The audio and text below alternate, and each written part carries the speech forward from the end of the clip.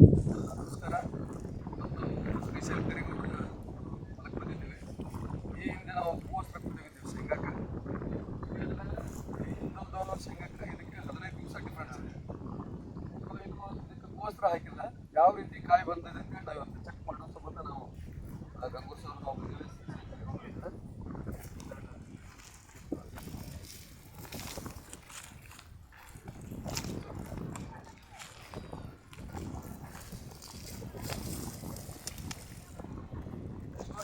ಹೂವಸ್ತ್ರ ಹಾಕಿಲ್ಲ, ಇದು ಯಾವ ರೀತಿ ಬಂದಿದೆ, ಹೂವಸ್ತ್ರ ಹಾಕಿದ್ರೆ ಯಾವ ರೀತಿ ಬಂದಿದೆ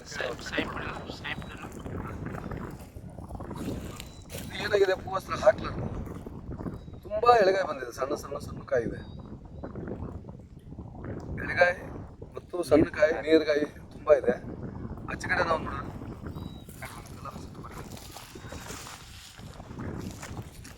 ಇದಕ್ಕಿಂತ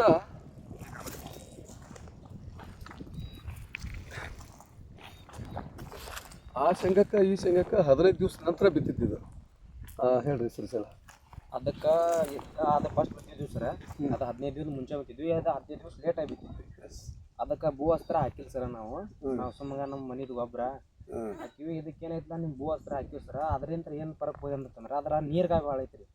ಕಾಯಿ ಹಿಡಿದು ಕಮ್ಮಿ ಹಿಡ್ದೈತಿ. ಅದ್ರ ಒಂದು 4 ಕಾಯಿ ಅಷ್ಟು ಗಟ್ಟಿದ್ರೆ ಉಳ್ಕೆದ ಒಟ್ಟು ನೀರ್ಗಾಯಿ ಇದಾವ್ರಿ. ಇದ್ರ ಒಂದು 4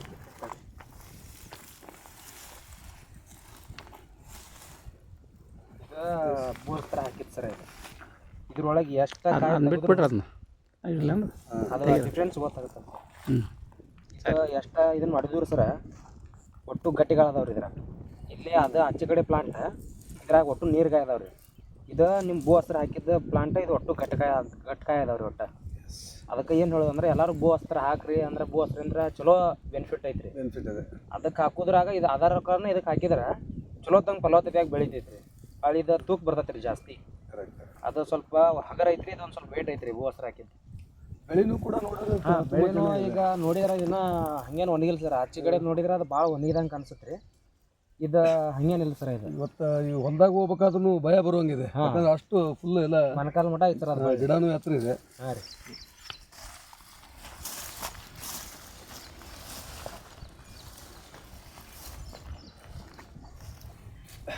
ಆದರೂ ಈ ಭೂ ಅಸ್ತ್ರ ಹಾಕೋದ್ರಿಂದ ರೈತರ ಫಲವತ್ತತೆ ಅಂತ ಬೆಳೆ ತುಂಬ ಹೋಗುತ್ತೆ.